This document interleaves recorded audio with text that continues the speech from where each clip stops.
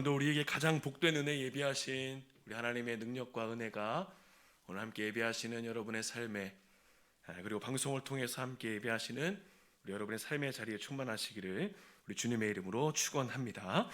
오늘 말씀의 제목은 목적이 분명하면 태도가 분명하다 라는 제목으로 함께 말씀을 나누겠습니다. 지난 추석이었습니다. 안산의 주택 밀집 지역에서 일어났던 일인데, 차량에 불이 붙는 이 화재 사고가 있었습니다. 뉴스를 아마 보신 분도 계시겠지요.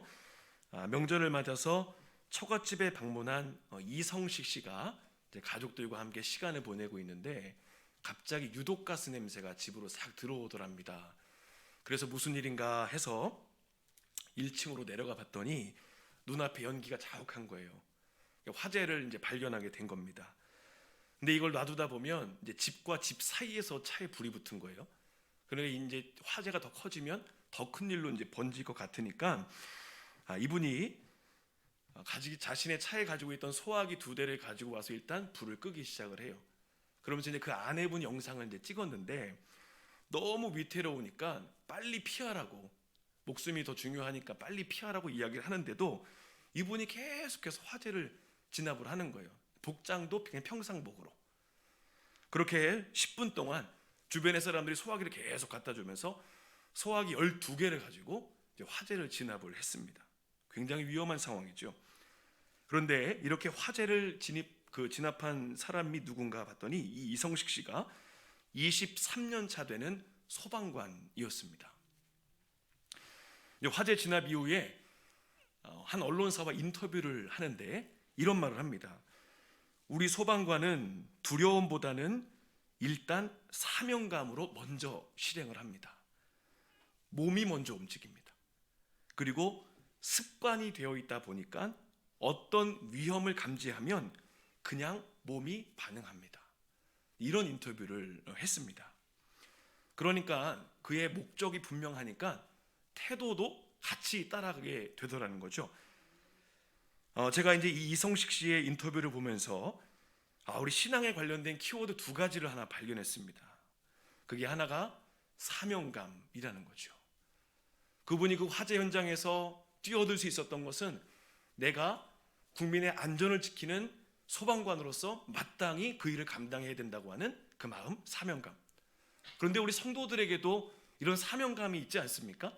내가 하나님의 나라와 영광이라고 하는 거룩한 목적을 위해 살아간다. 세상 사람들은 돈을 많이 벌고 성공하기 위해 살지만 우리의 성공과 우리의 번영은 하나님의 영광이다. 이런 사명이 우리에게 다 있지요. 여러분, 이 사명이 있으니까 뒤로 물러나지 않고 적극적으로 나갑니다. 우리 인생도 마찬가지죠. 우리 인생이 만나는 여러 가지 문제와 어려움의 상황들, 때로는 도망가고 싶고 회피하고 싶지만 우리에게 사명이 있으니 그 문제의 상황을 오히려 더 맞서게 되고 돌파하게 되더라는 겁니다. 히브리서 10장에서 이렇게 말합니다. 나의 의인은 믿음으로 말미암아 살리라. 또한 뒤로 물러가면 내 마음이 그를 기뻐하지 아니하리라 하셨느니라. 39절 말씀 같이 한번 읽어볼까요?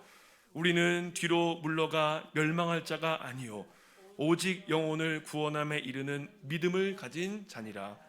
아멘.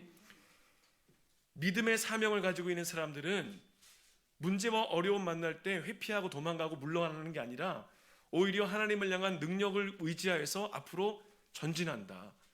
믿음의 사람의 모습이 바로 여기 있다는 것이죠. 여러분, 지금 우리 인생이 마주하는, 가정이 마주하는, 또 교회가 마주하는 여러 가지 문제들이 있지 않습니까? 이때 우리에게 여러 가지 타협의 음성이 들릴 수 있어요. 조금 피해가자, 조금 뒤돌아가자, 조금 쉬었다 가자. 그렇지만 하나님의 사명을 감당하는 사람들에게는 오늘 이 히브리서 말씀처럼 사명이 있기에 뒤로 물러서지 않고 믿음으로 전진한다. 이게 오늘 믿음으로 살아가는 거룩한 사명감을 지닌 사람들의 모습이라는 거죠. 또 하나의 모습이 있었어요. 습관입니다. 습관. 방금 소개해드렸던 이성식 씨가 두려움을 극복할 수 있었던 것은 두려움이 없는 게 아니었죠. 두려움은 존재해요. 그런데 두려움을 이길 수 있었던 것은 항상 불을 보면 뛰어드는 습관, 이것이 있었다는 거죠. 여러분, 왜 안 무서울까요? 무섭겠지요. 아무리 오랜 경력이 있어도 두려움, 생존에 걸린 문제는 다 두렵기 마련 아니겠습니까? 아주 작은 습관이지만 그 작은 습관이 모이고 쌓이니까 두려움을 극복하는 에너지를 만들어 내더라는 겁니다.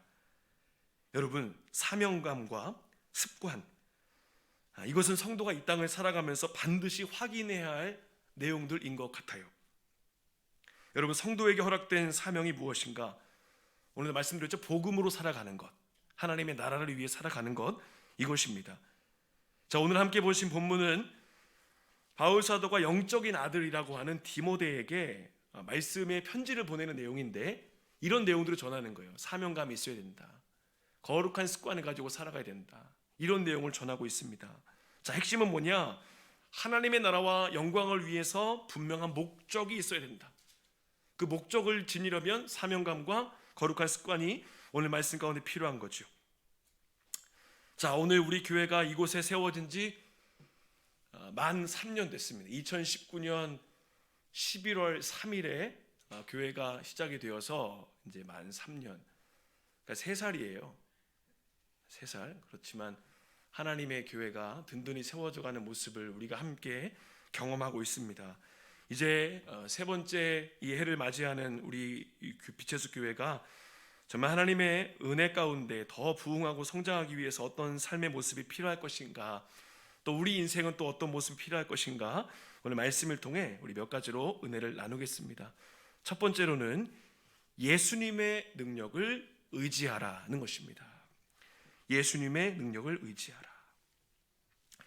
자, 오늘 본문에 나오는 이 디모데는 어떤 일을 하냐면 목회자입니다. 젊은 목회자예요. 사람을 세우는 일을 하거든요. 교회를 세우는 일을 한다고도 볼 수 있죠. 자, 그런데 여기서 중요한 포인트, 주님의 교회를 섬겨나가고 세워나갈 때 정말 가장 필요한 게 뭐냐? 우리 모두가 주님의 교회를 세워나갈 때 가장 필요한 것이 뭐냐? 1절 말씀 보겠습니다. 자, 보세요. 내 아들아, 영적 아들입니다. 그러므로 너는 뭐라고 합니까? 그리스도 예수 안에 있는 은혜 가운데에서, 그 다음 뭐예요? 강한 힘을 얻는데 어디서 얻습니까? 그리스도 예수 안에서. 그러니까 쉽게 말하면 예수님이 공급하시는 힘을 받아서 주님의 사명을 감당하자, 이겁니다. 자, 그런데 여기서 우리 강하고라는 말의 좀 표현을 좀 보시죠. 이 강하고라는 말의 원어를 보면 엔디나모라고 합니다. 엔디나모. 자, 이게 무슨 말이냐면 견고해지다, 또 권능을 부여하다, 이런 의미가 있습니다. 그러니까 이게 이제 어디로 연결이 되냐면 다이나마이트와 연결이 되는 단어가 바로 여기 있습니다.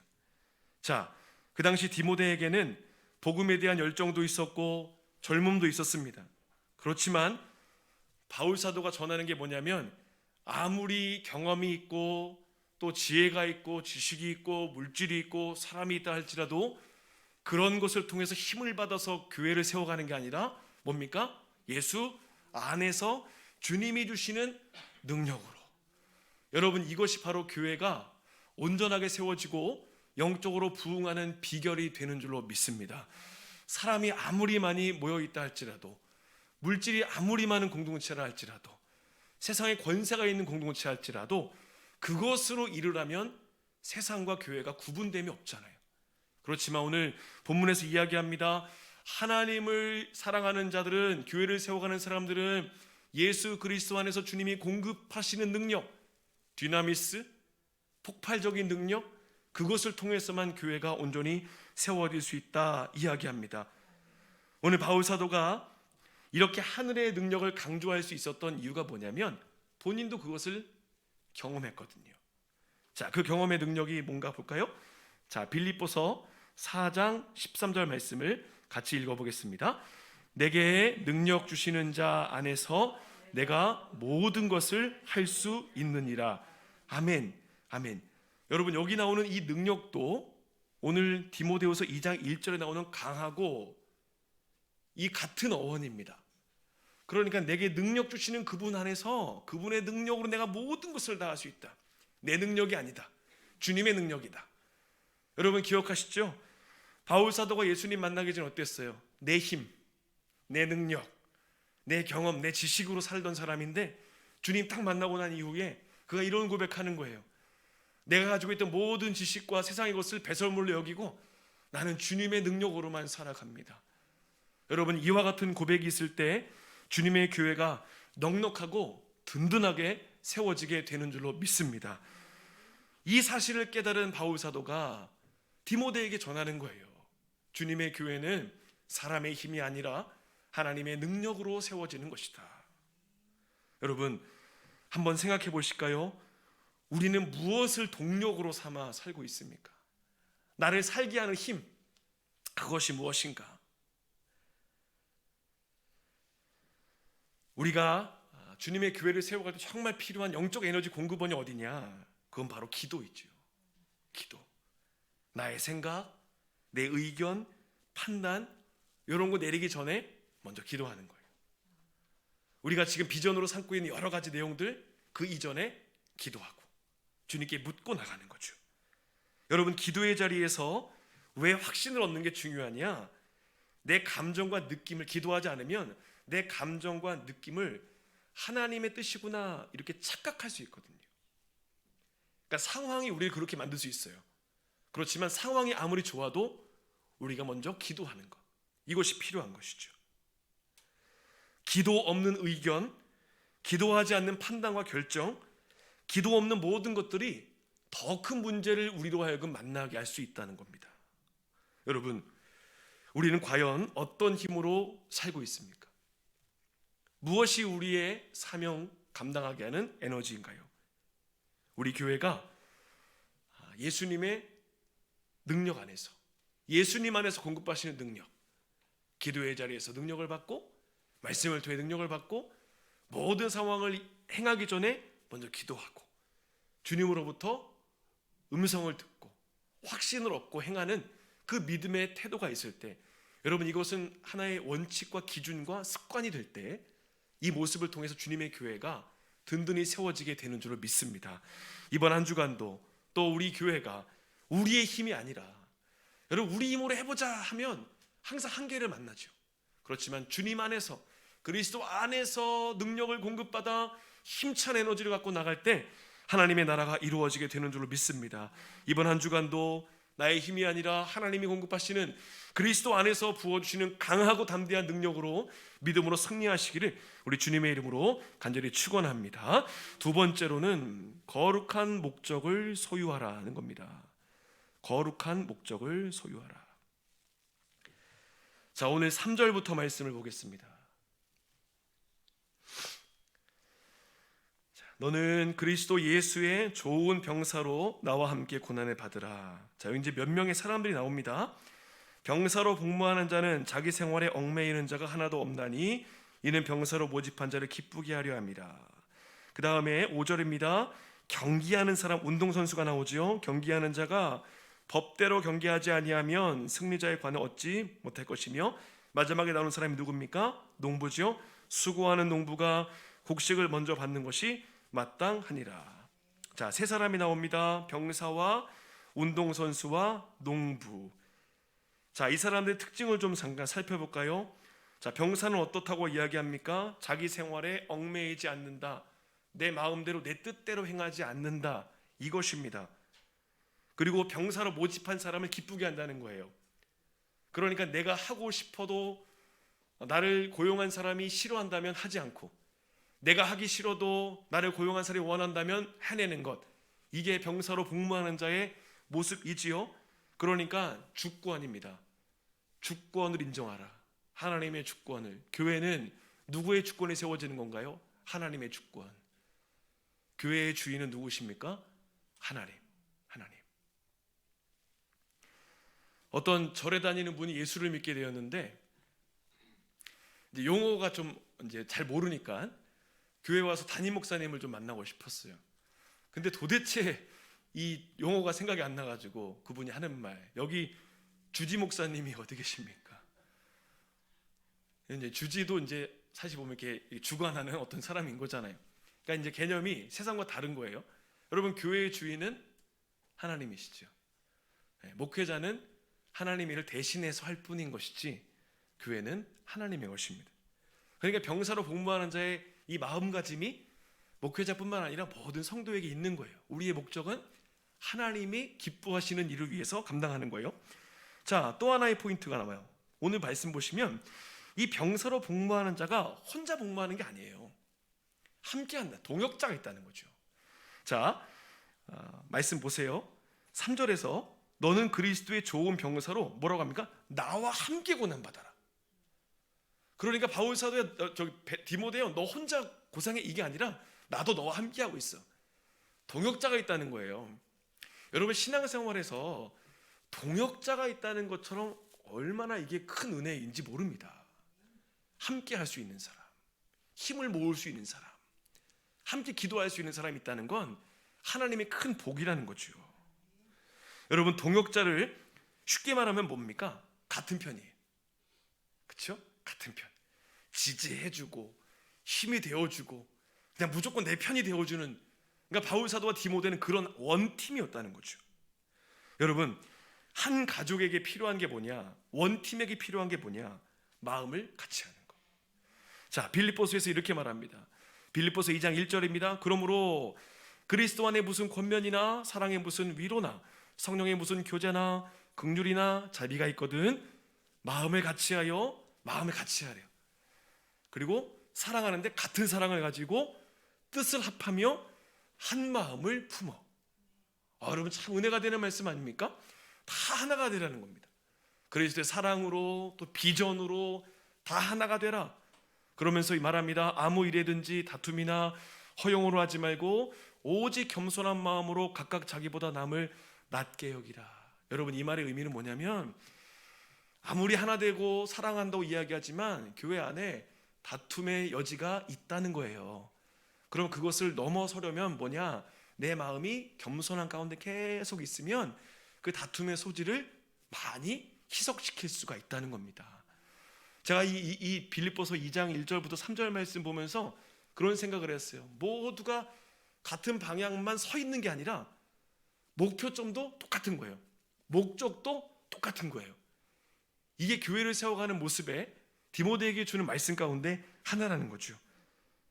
여러분, 교회 공동체에서 정말 중요한 포인트가 뭐냐면 교회를 구성하는 모든 성도가 하나의 목적, 내 뜻을 이루어야지가 아니라 하나님의 뜻이 이루어졌으면 좋겠다.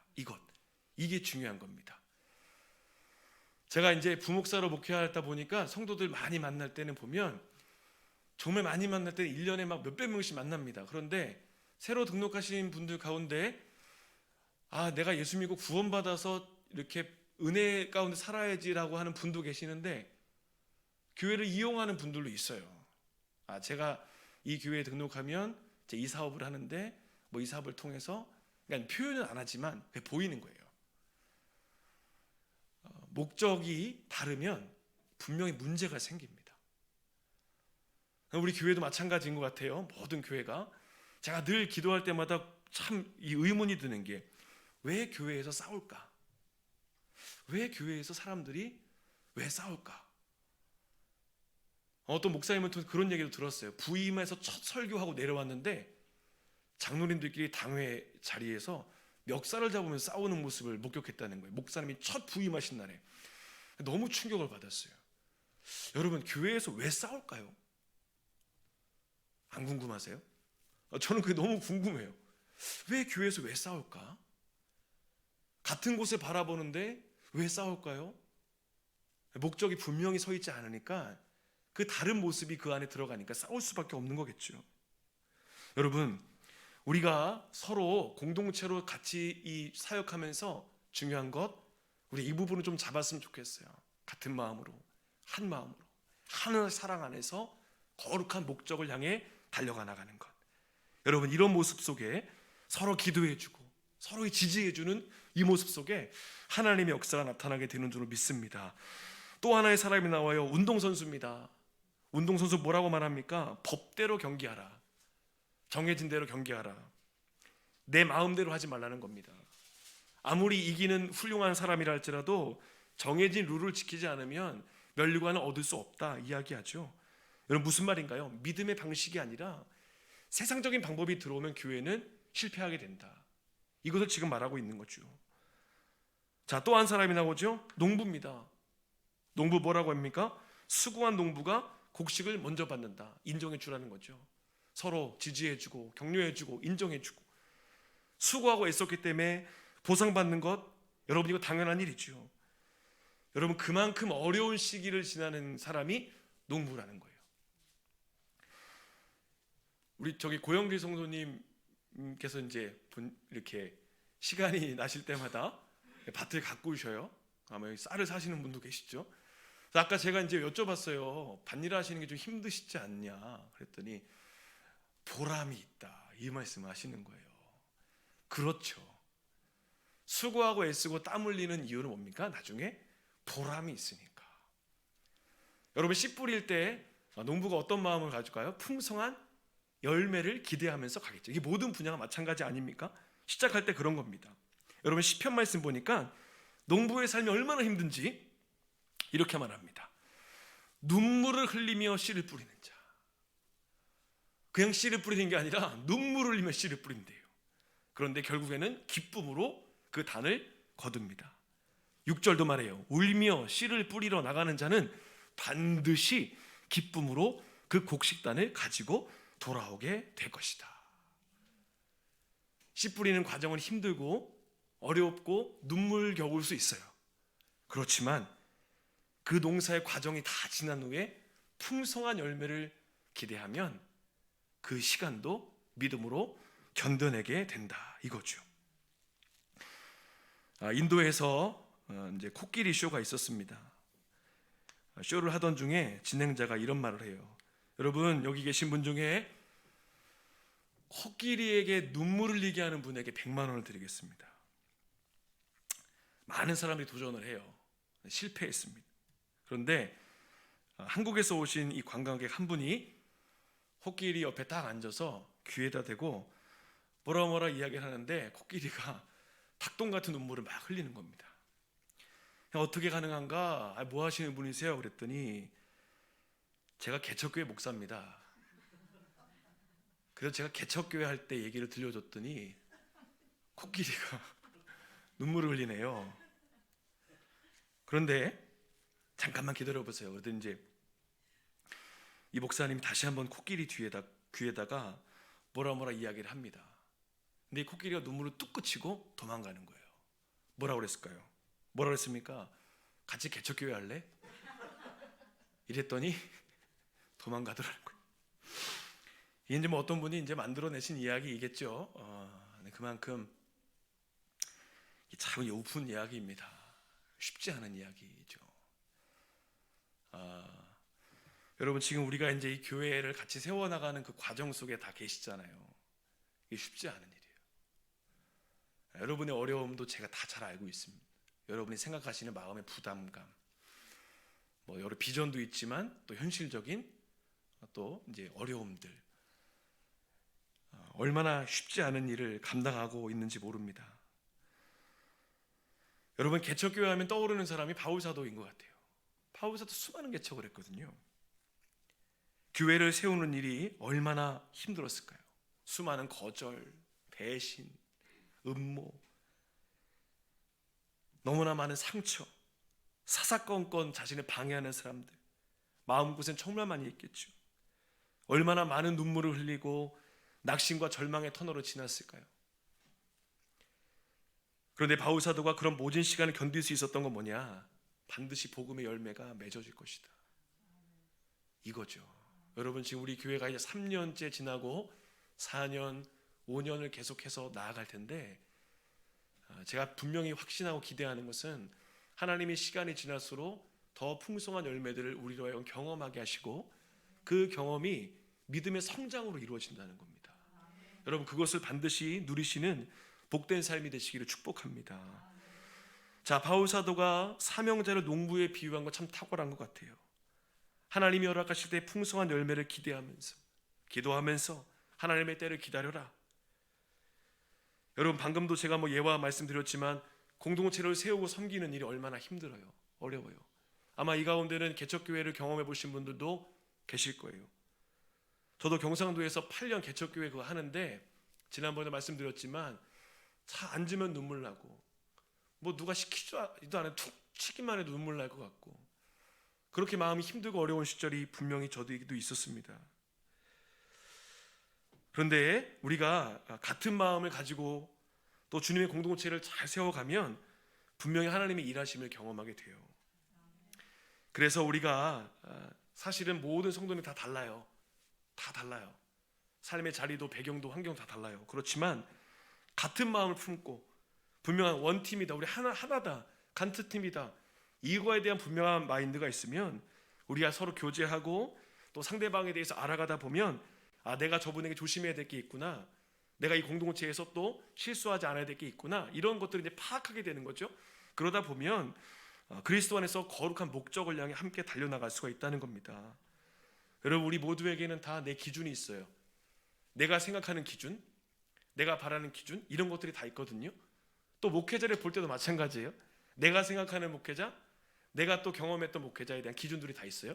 근데 중요한 건 뭐냐면 이제는 우리가 이 공동체에 와서는 내가 생각하는 관철시키는 게 아니라 우리가 같이 만들어가는 공동체, 이것을 이제 우리가 같이 기도해야 된다는 것이죠. 그러니까 내가 경험했던 게 옳아, 그러니 이렇게 돼야 돼가 아니라 우리가 같이 만들어가는 공동체, 우리가 함께 만들어가는 빛의 숲 교회의 색깔은 뭐냐, 이것에 대한 부분들을 같은 마음으로 기도해야 된다는 것이죠. 제가 늘 기도하는 게 뭐냐면 하나님, 그러니까 나다움, 저다움, 우리 교회도 마찬가지, 우리 교회 다움이 뭔가 하나님 알려주세요. 어떤 교회를 따라하는 것이나 흉내내는 것이나 여러분 그게 아니라 하나님이 우리 교회만에 주신 비전과 색깔, 이런 방향성들이 하나님 잘 드러나게 인도해 주십시오.